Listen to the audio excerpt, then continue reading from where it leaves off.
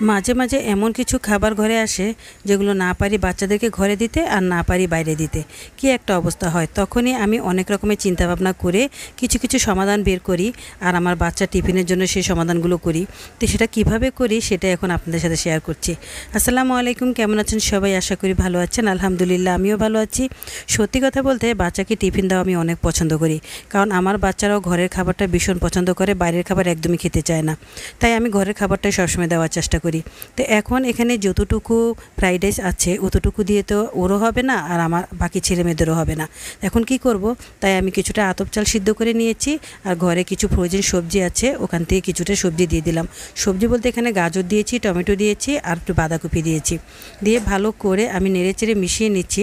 আর এমনিতে তো আমার ঘরে একটা মিক্সার মশলা সবসময় থাকে, যেটা টমেটো, কাঁচামরিচ, পেঁয়াজ এগুলো দিয়েই করা।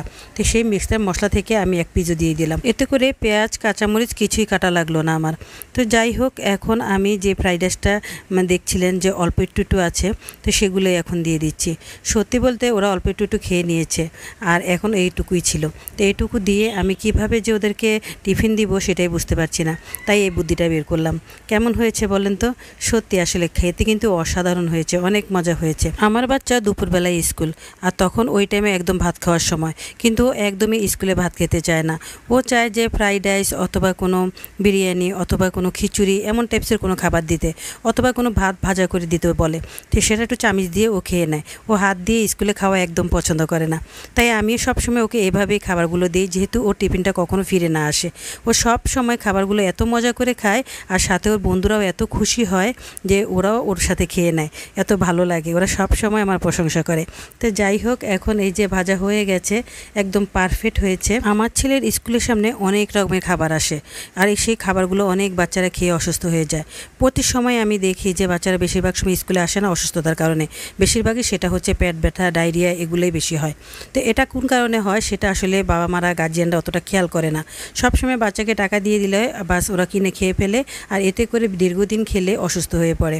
কিন্তু আমি আমার সন্তানকে কখনোই হাতে টাকা দেই না। আর আমার সন্তানরা ছোটোবেলা থেকে এমন অভ্যাস হয়েছে যে তারা টাকা দিলেও নিতে চাইবে না, এখন তারা বলবে কিছু একটা দিয়ে দাও। তো সবসময় আমি এটাই করি। তো যাই হোক, এখন আমি এখানে কিছুটা শরবত বানিয়ে দিচ্ছি, কারণ বাইরে এখন ভীষণ গরম, অতিরিক্ত গরম পড়ছে। আমি একদম ঠান্ডা পানি দিয়ে তারপর ট্যাং বানিয়ে দিচ্ছি, কারণ ও যখন খাবে তখন কিছুটা একদম নর্মাল হয়ে যাবে আর তখন খেতে ওর অনেক ভালো লাগবে। তাই একটু ট্যাং বানিয়ে দিচ্ছি। এই শরবতটা খেলে ওর অনেক ভালো লাগবে, যেহেতু দুপুরবেলা ভীষণ গরম থাকবে। তো সত্যি বলতে আসলে বাচ্চাদেরকে স্কুলে এইভাবে সবসময় বাবা মারা যদি টিফিন দিয়ে দেন, দেখবেন বাচ্চারা অনেক প্রাণবন্ত থাকবে, মানে অনেক তরতাজা থাকবে আর ওদের লেখাপড়ার অনেক ভালো মনোযোগ আসবে। কিন্তু স্কুলের সামনে যে খাবারগুলো বিক্রি করে এগুলো কিন্তু বাচ্চাদের খাওয়া একদমই ঠিক না। হ্যাঁ, মাঝে মাঝে একটু খেতেই পারে, কিন্তু সব সময় খেলে এগুলো শরীর অসুস্থ করে, কখনোই সুস্থ রাখে না। তো যাই হোক, এখন দিয়ে দিলাম একটা চামচ আর সাথে একটু পানির বোতলও দিয়ে দিলাম। তো যেহেতু একটু শরবত দিয়েছি তাই পানিটা একটু কম দিয়েছি। ছোটোবেলা থেকে বাচ্চাদেরকে এই অভ্যাসগুলো করানো উচিত, না হলে যদি বাইরের খাবারের অভ্যাস করে ফেলি সব সময়, তাহলে কিন্তু বাচ্চারা ভালো থাকে না, সুস্থ থাকে না, পরে আর কন্ট্রোলও করা যায় না। ওই বাইরের খাবারটাই ওরা বেশি পছন্দ করে, যতই আপনি বিরিয়ানি পোলাও রান্না করে দেন না কেন তারপর ওটাই খাবে।